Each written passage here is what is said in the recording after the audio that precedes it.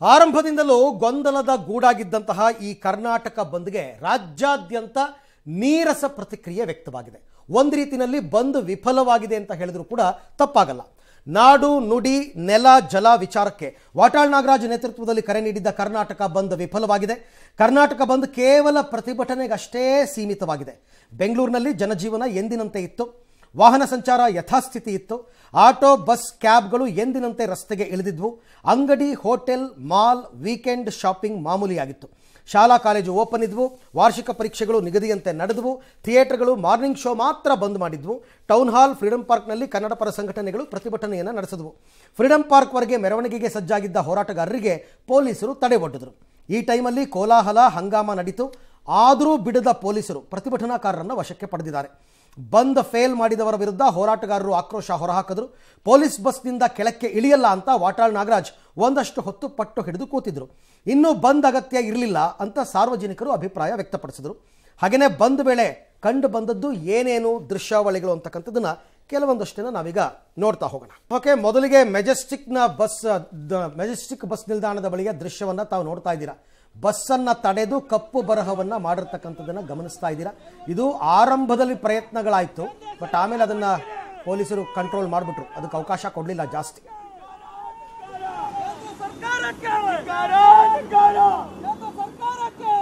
ಇನ್ನು ನವರಂಗ್ ಥಿಯೇಟರ್ ಹತ್ರ MESಗೆ ತಿಥಿ ಮಾಡಿದ್ದಾರೆ.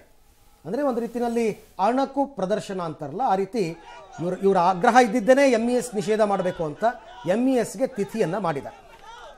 ಇನ್ನು ಹೋರಾಟಗಾರರು ಅರೆಬೆತ್ತಲೆ ಮೆರವಣಿಗೆಯನ್ನು ಮಾಡಿದ್ದಾರೆ. ಫ್ರೀಡಂ ಪಾರ್ಕ್ ಬಳಿ ಅರೆಬೆತ್ತಲೆ ಮೆರವಣಿಗೆ ಜೊತೆಗೆ ಉರುಳು ಸೇವೆ ಇದೆಲ್ಲವನ್ನ ಕೂಡ ಮಾಡಿದ್ದಾರೆ ಕನ್ನಡ ಪರ ಹೋರಾಟಗಾರರು.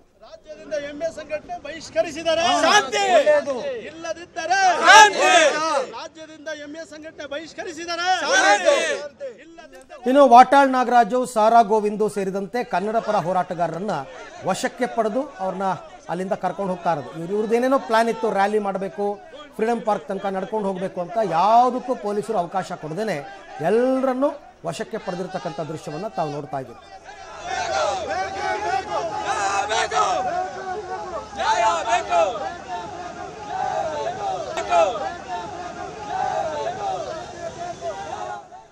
ಇನ್ನು ನಿನ್ನೆಯಿಂದಲೇ ಇವರೊಂದು ಪ್ಲಾನ್ ಮಾಡಿದ್ರು ಪೊಲೀಸರು. ಕನ್ನಡ ಪರ ಹೋರಾಟಗಾರರಿದ್ರಲ್ಲ, ಅವ್ರ ಮನೆ ಹತ್ರ ಕಾವಲು ಕಾಯೋದು.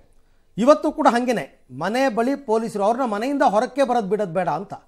ವಾಟಾಳ್ ನಾಗರಾಜು ಸಾರಾ ಗೋವಿಂದ್ ಅದಕ್ಕೆ ಅವರು ಪ್ಲಾನನ್ನೇ ಹೇಳಿರಲಿಲ್ಲ ಏನು ಅಂತ. ಹಾಗೂ 11 ಗಂಟೆಗೆ ಫ್ರೀಡಂ ಪಾರ್ಕ್ ಹತ್ರ ಬಂದರು. ಅವ್ರವ್ರ ಮನೆ ಹತ್ರ ಪೊಲೀಸ್ ಕಾವಲನ್ನು ಹಾಕಿದ್ರು. ಇನ್ನು ಆನೇಕಲ್ನಲ್ಲಿ ಅಂಗಡಿ ಮುಚ್ಚೋದಕ್ಕೆ ಎಲ್ಲರೂ ಕೂಡ ಪ್ರಯತ್ನ ಪಟ್ಟರು. ಒಂದಷ್ಟು ಜನ ಬೆದರಿಕೆಗಳನ್ನ ಹಾಕಿದ್ರು, ಕೆಲವರು ಕ್ಲೋಸ್ ಮಾಡಿದ್ರು, ಮತ್ತೆ ಓಪನ್ ಮಾಡಿದ್ರು. ಹೀಗೆಲ್ಲ ನಡೀತು.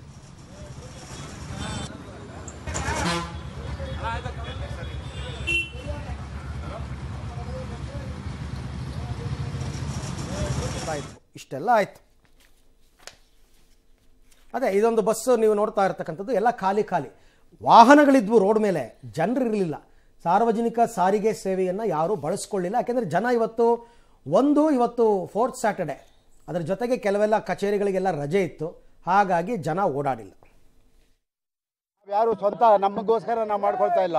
ಈ ನಾಡಿಗೆ, ಈ ಭಾಷೆಗೆ ಮಹದಾಯಿ ಬೇಡವಾ, ಕಳಸಾ ಬಂಡೂರಿ ಬೇಡವಾ, MES ನಿಷೇಧ ಆಗಬಾರ್ದ, ಕನ್ನಡಿಗರಿಗೆ ಉದ್ಯೋಗ ಸಿಗಬಾರ್ದ, MES ತುಂಟಾಟಕ್ಕೆ ನಿಲ್ಲಬಾರ್ದ, ಇದನ್ನು ಇಟ್ಕೊಂಡು ನಾವು ಹೋರಾಟ ಮಾಡ್ತಾ ಇದ್ದೀವಿ. ಪೊಲೀಸ್ ಇಲಾಖೆಯನ್ನು ಬಳಸ್ಕೊಂಡು ಇವತ್ತು ಕನ್ನಡ ಪರ ಹೋರಾಟಗಾರರ ಮೇಲೆ ನೀವು ಹತ್ತಿಕ್ಕುವಂಥ ಕೆಲಸ ಮಾಡ್ತಾ ಇದ್ದೀರಾ. ನೋಡೋಣ ಎಲ್ಲಿವರೆಗೆ ಮಾಡ್ತೀರಾ. ಬಸ್ ಬರುತ್ತೋ ಬರಲ್ವೋ, ಇವತ್ತು ಬಂದು ಏನು ಮಾಡೋದು ಅಂತ ಗೊತ್ತಿರಲಿಲ್ಲ. ಹಾಗಾಗಿ ನಾವು ಹಿಂದೆ ಮುಂದೆ ನೋಡ್ಕೊಂಡು ಬಂದ್ವಿ. ಆದ್ರೆ ಬಸ್ ಇದೆ, ಜನ ಏನು ಗೊತ್ತಾಯಿಲ್ಲ ಸರ್.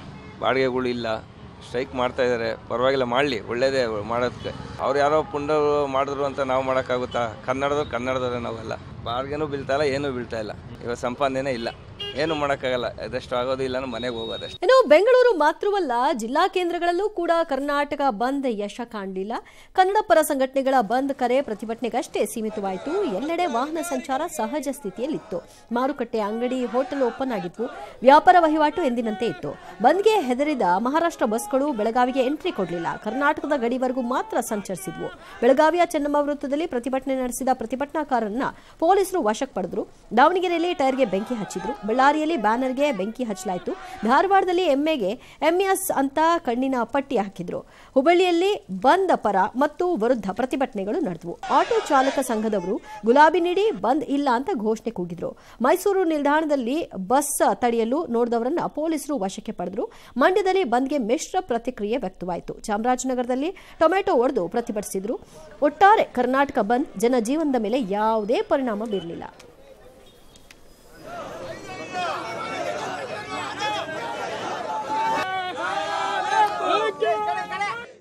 ಎಂಇಎಸ್ ಸಂಘಟನೆ ಯಾವತ್ತ ಮಠ ನಿಷೇಧ ಮಾಡುವುದಿಲ್ಲ, ಯಾವತ್ತ ಮಠ ಬ್ಯಾನ್ ಮಾಡುವುದಿಲ್ಲ, ಅವತ್ತ ಮಠ ನಮ್ಮ ಜೀವ ಹೋದ್ರೂ ಪರವಾಗಿಲ್ಲ. ಈ ಹೋರಾಟಕ್ಕೆ ಎಲ್ಲ ಕನ್ನಡ ಪರ ಸಂಘಟನೆ ಒಕ್ಕೂಟದವಾಗಿ ಈ ಹೋರಾಟವನ್ನು ನಿರಂತರವಾಗಿ ನಾವು ನಡೆಸ್ತಾ ಇದ್ದೇವೆ. ಕರ್ನಾಟಕ ರಾಜ್ಯ ಸರ್ಕಾರ ನಿಮಗೆ ಏನಾದರೂ ಕನ್ನಡಿಗರ ಮೇಲೆ ಅಭಿಮಾನ ಇದ್ದರೆ, ನಿಮಗೇನಾದರೂ ಕನ್ನಡಿಗರ ಮೇಲೆ ಪ್ರೀತಿ ಇದ್ದರೆ ನೀವು ಎಂಇಎಸ್ ಸಂಘಟನೆ ನಿಷೇಧ ಮಾಡಲೇಬೇಕು. ವಾಟಾಳ್ ನಾಗರಾಜ್ ಅವರು ಕರ್ನಾಟಕದ ಕಳಿಸಿದ್ದಂಗೆ, ಆದ್ರೆ ಹುಬ್ಬಳ್ಳಿ ನಗರದಲ್ಲಿ ಯಾರನ್ನೇ ಹೋರಾಟಗಾರನ್ನ ವಿಶ್ವಾಸಕ್ಕೆ ತಗೊಳ್ಳಾರ್ದೆ ಹೋರಾಟನ ಮಾಡಿ ಬಂದ್ ಕರೆ ಕೊಟ್ಟಿದ್ದಾರೆ. ಅದಕ್ಕಾಗಿ ನಾ ಎಲ್ಲರಿಗೂ ಮನವಿ ಮಾಡ್ಕೊಳಕ್ ಬಂದೇವಿ. ಯಾವುದೇ ರೀತಿ ಬಂದ್ ಇಲ್ಲ. ಅವ್ರು ಬಂದ್ ಮಾಡುದಾಗಿದ್ರೆ, ನಿಜವಾದ ಹೋರಾಟಗಾರರಾಗಿದ್ರೆ ಎಲ್ಲರೂ ಹೋರಾಟಗಾರರ ವಿಶ್ವಾಸ ತಗೋಬೇಕು. ಮುಂದಿನ ದಿನಗಳಲ್ಲಿ ಏನು ಎಂಇಎಸ್ ಸಂಘಟನೆಯನ್ನು ರಾಜ್ಯ ಸರ್ಕಾರ ನಿಷೇಧಗೊಳಿಸಬೇಕು. ಒಂದು ವೇಳೆ ನಿಷೇಧಗೊಳಿಸದೇ ಇದ್ದರೆ ಮುಂಬರುವ ದಿನಗಳಲ್ಲಿ ನಾವು ಭಾಳ ಉಗ್ರವಾದ ಹೋರಾಟಗಳನ್ನು ಕೈಗೆತ್ಕೊಂತಕ್ಕಂಥ ಕೆಲಸ ಮಾಡ್ತೀವಿ. ರಾಜ್ಯ ಸರ್ಕಾರಕ್ಕೂ ಸಹ ಎಚ್ಚರಿಕೆ ಕೊಡ್ತೀವಿ. ಇದೇ ರೀತಿ ಎಂಇಎಸ್ ಪುಂಡ್ರು ಈ ಕೂಡಲೇ ಅವ್ರು ಏನಿದೆ ಸಂಘಟನೆಯನ್ನು ಅವರು ಬಿಟ್ಟು ಅವ್ರೇನಿದೆ ಮಹಾರಾಷ್ಟ್ರದಲ್ಲಿ ಅವ್ರು ನೋಡ್ಕೊಂಡ್ಲಿ. ಅಂದ್ರೆ ಇದು ಹಿಂಗೆ ಇರುತ್ತೆ ಅನ್ನೋ ಎಕ್ಸ್ಪೆಕ್ಟೇಷನ್ ಇತ್ತಲ್ಲ. ಮೊದಲನೇದಾಗಿ ನಮ್ಮ ಸಂಘಟನೆಗಳಲ್ಲಿ ಒಗ್ಗಟ್ಟಿಲ್ಲ. ಅದು ಹೌದು. ಏನಾಗುತ್ತೆ, ಯಾರು ಬಂದ್ಗೆ ಕರೆ ಕೊಟ್ಟರು ಅಂತಕ್ಕಂಥದ್ದು ಇಂಪಾರ್ಟೆಂಟ್ ಆಗುತ್ತೆ. ವಾಟಾಳ್ ನಾಗರಾಜ್ ಬಂದ್ಗೆ ಕರೆ ಕೊಟ್ಟರೆ ಒಂದಷ್ಟು ರೆಡಿಮೇಡ್ ಸಂಘಟನೆಯವರು ಸಪೋರ್ಟ್ ಮಾಡ್ತಾರೆ, ಒಂದಷ್ಟು ಜನ ಸಪೋರ್ಟ್ ಮಾಡಲ್ಲ. ಕರವೇ ನಾರಾಯಣಗೌಡರು ಬಂದ್ಗೆ ಕರೆ ಕೊಟ್ಟರೆ ಒಂದಷ್ಟು ಜನ ಸಪೋರ್ಟ್ ಮಾಡ್ತಾರೆ, ಇನ್ನೊಂದಷ್ಟು ಜನ ಸಪೋರ್ಟ್ ಮಾಡಲ್ಲ. ಹೀಗೆ ಸಂಘಟನೆಗಳಲ್ಲಿ ಒಗ್ಗಟ್ಟಿಲ್ಲ. ಇದನ್ನ ನಾನು ಓಪನ್ ಆಗಿ ಹೇಳ್ತೀನಿ. ಯಾವುದೇ ಬಂದ್ ವಿಚಾರದಲ್ಲೂ ಹೀಗೆ ಆಗುತ್ತೆ. ಅದ್ರಲ್ಲಿ ಮುಚ್ಚುಮರೇನೂ ಇಲ್ಲ. ನಾವು ನೋಡ್ತೀವಲ್ಲ, ಗೊತ್ತಾಗುತ್ತಲ್ಲ. ನಂಬರ್ 1. ನಂಬರ್ 2, ನೋಡಿ, ಇವಾಗ ಸಾರಾ ಗೋವಿಂದ್ ಮತ್ತೆ ವಾಟಾಳ್ ನಾಗರಾಜ್ ಹೇಳ್ತಿದ್ರಲ್ಲ, ನಿಮಗೆ ಕಳಸಾ ಬಂಡೂರಿ ಬೇಡವಾ, ಮಹದಾಯಿ ಬೇಡವಾ, ನಿಮಗೆ ಕನ್ನಡಿಗರಿಗೆ ಕೆಲಸ ಸಿಗೋದು ಬೇಡವಾ, ಎಂಇಎಸ್ ಬ್ಯಾನ್ ಆಗೋದು ಬೇಡವಾ, ಮೆಟ್ರೋ ರೇಟ್ ಆಗೋದು ಬೇಡವಾ ಅಂತಾರಲ್ಲ. ಜನ ಏನ್ ಅನ್ಕೊಂಡ್ಬಿಟ್ಟಿದ್ದಾರೆ ಗೊತ್ತಾ, ಬಂದ್ ಮಾಡೋದ್ರಿಂದ ಇದು ಯಾವುದೂ ಆಗಲ್ಲ. ನೋಡೋಣಪ್ಪ, ಸರ್ಕಾರ ಇವತ್ತು ಬಂದ್ ಮಾಡಿದ್ರಲ್ಲಪ್ಪ, ಸರ್ಕಾರ ಇವರ ಇಷ್ಟು ಬೇಡಿಕೆನಲ್ಲಿ ಒಂದು ಈಡೇರಿಸುತ್ತಾ? ಬಂದ್ ಬಿಸಿ ತಟ್ಟಬೇಕಾಗಿರೋದು ಹೆಂಗೆ ಅಂತಂದ್ರೆ, ಕರ್ನಾಟಕ ಸ್ತಬ್ಧ ಆಗ್ಬಿಡ್ಬೇಕು. ಸರ್ಕಾರಕ್ಕೆ ಕೋಟ್ಯಾಂತರ ರೂಪಾಯಿ ಒಂದು ದಿನದ ಇದು ಲಾಸ್ ಆಗಬೇಕು. ದೊಡ್ಡ ಮಟ್ಟದಲ್ಲಿ ಜನರಿಗೆ ಸಮಸ್ಯೆ ಆಗಬೇಕು. ಆಗ ಬಂದ ಬಿಸಿ ತಟ್ಟದಂಗೆ.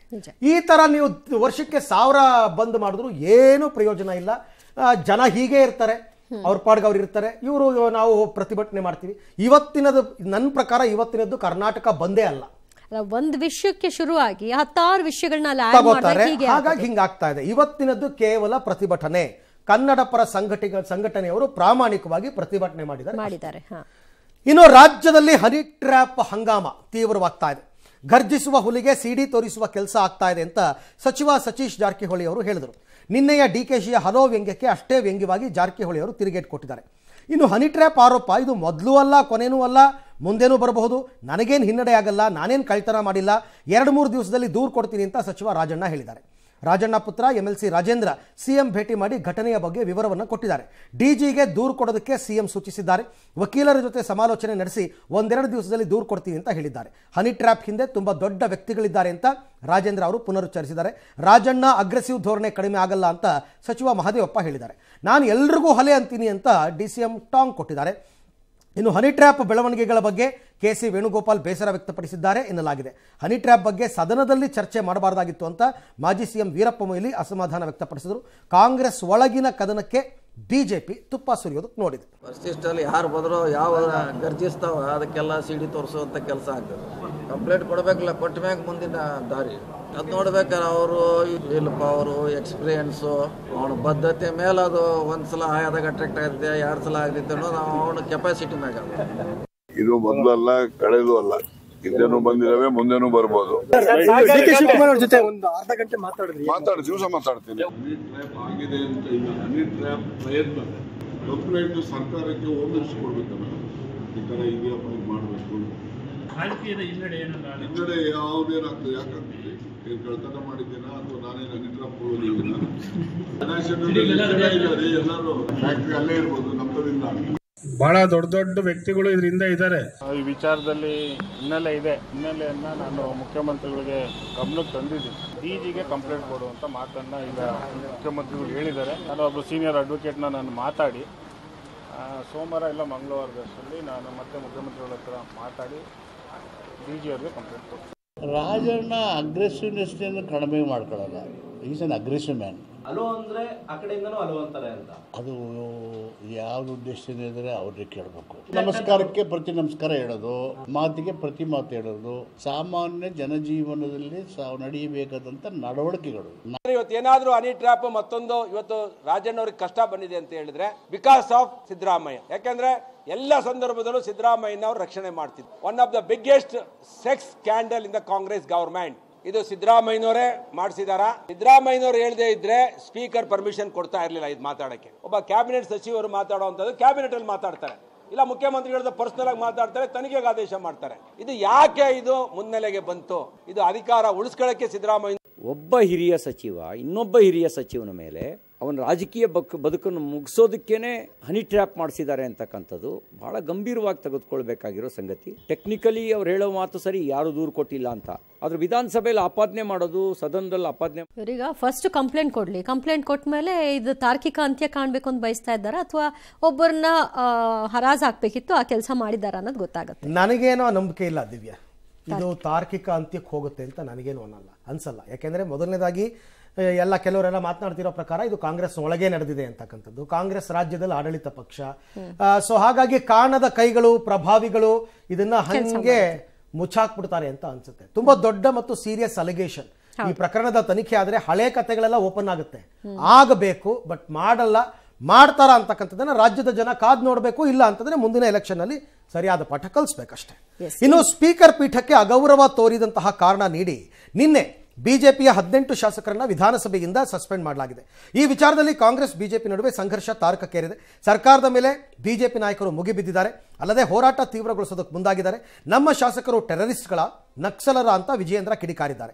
ಹಿಂದಿನ ಘಟನೆಗಳನ್ನು ಉಲ್ಲೇಖಿಸಿ ಕಾಂಗ್ರೆಸ್ಸಿಗರನ್ನ ಇಕ್ಕಟ್ಟಿಗೆ ಸಿಲುಕಿಸೋದಕ್ಕೆ ಅಶೋಕ್ ಅವರು ಪ್ರಯತ್ನ ಪಟ್ಟಿದ್ದಾರೆ. ಆದರೆ ಸಚಿವರು ಮಾತ್ರ ಸ್ಪೀಕರ್ ನಡೆಯನ್ನು ಸಮರ್ಥಿಸಿಕೊಂಡಿದ್ದಾರೆ. ಖಾದರ್ ಕೂಡ ಸಮಜಾಯಿಷಿ ಕೊಟ್ಟಿದ್ದಾರೆ. ಈ ಮಧ್ಯೆ ಮುಸ್ಲಿಂ ಮೀಸಲಾತಿ ಹಿಂದೂಗಳ ಮೇಲಿನ ದೌರ್ಜನ್ಯ ಅಂತ ಬಿಜೆಪಿ ವ್ಯಾಖ್ಯಾನಿಸಿದೆ. ಸರ್ಕಾರದ ವಿರುದ್ಧ ಉಗ್ರ ಹೋರಾಟ ಎಚ್ಚರಿಕೆಯನ್ನ ಕೇಸರಿ ಪಡೆ ನೀಡಿದೆ. 18 ಶಾಸಕರು ನಕ್ಸಲೈಟ್ಗಳ, ಟೆರರಿಸ್ಟ್ಗಳು ಅವರು. ಹಾಗಾದ್ರೆ ವಿಧಾನಸಭೆಯ ಸ್ಥಾಯಿ ಸಮಿತಿ ಸಭೆಗಳಲ್ಲೂ ಕೂಡ ಭಾಗವಹಿಸುವಂತಿಲ್ಲ. ಯಾಕೆ ಜನರು ಗೆಲ್ಸ್ ಕಳ್ಸಿಲ್ವ ಹಾಗಾದ್ರೆ ಕ್ಷೇತ್ರದಲ್ಲಿ? ಇವ್ರ್ಯಾರು ಹೇಳೋದಕ್ಕೆ ಅದನ್ನ? ಆ ಹಕ್ಕನ್ನು ಕೂಡ ಕಿತ್ಕೊಳ್ತಕ್ಕಂಥ ಕೆಲಸ ಇವತ್ತು ಮಾನ್ಯ ಸ್ಪೀಕರ್ ಅವ್ರು ಮಾಡಿರ್ತಕ್ಕಂಥದ್ದು ಇದು ಅಸಂವಿಧಾನಾತ್ಮಕವಾಗಿದೆ, ಕಾನೂನು ಬಾಹಿರವಾಗಿದೆ. ಈ ಒಂದು ಆದೇಶ ಏಕಪಕ್ಷೀಯವಾಗಿದೆ. ಇದಕ್ಕಿಂತ ದೊಡ್ಡ ಹೋರಾಟಗಳು ನಡೆದಿದೆ. ಸಿದ್ದರಾಮಯ್ಯನವರೇ ಬೂಟ್ ಕಾಲು ಹಾಕೊಂಡು ಬಾಗಿಲುಗಳನ್ನೆಲ್ಲ ಒಳಗಡೆ ಒದ್ದಾಕಿದ್ದಾರೆ. ಜಮೀರ್ ಅಹಮದ್ ಸ್ಪೀಕರ್ ಮೇಲೆ ಹಲ್ಲೆ ಮಾಡೋ ಪ್ರಯತ್ನ ಮಾಡಿರೋದು ನಾವು ಸದನದಲ್ಲಿ ನೋಡಿದಿರಿ. ಪಕ್ಕ ದ್ವೇಷ ಅಸೂಯೆ ಇಟ್ಕೊಂಡು ಮಾಡಿರುವಂಥದ್ದು. ಇಲ್ಲ ಅಂದ್ರೆ ಯಾರು ಹಿಂಗೆ ಮಾಡ್ತಾ ಇರಲ್ಲ. ಸರ್ಕಾರದ ಯಾವುದೇ ಒತ್ತಡ ಕೂಡ ಸರ್ಕಾರದ ಇರಲಿಲ್ಲ. ಇದು ಯಾವುದೇ ಒಂದು ಕೋಪದಿಂದ ಒಂದು ದ್ವೇಷದಿಂದ ಇದು ಮಾಡಿದಂಥ ವಿಚಾರವಲ್ಲ. ಇದು ಇವರನ್ನು ತಿದ್ದುಕೊಳ್ಳಿ ಅಂತ ಮಾಡಿಕೊಟ್ಟಂತ ಒಂದು ಪನಿಷ್ಮೆಂಟ್ ಆಗಿದೆ. ನೋಡಿ, ರಿಕ್ವೆಸ್ಟ್ ಮಾಡಿದ ನಂತರ ಅದರ ಬಗ್ಗೆ ಚರ್ಚೆ ಮಾಡ್ಬೋದು.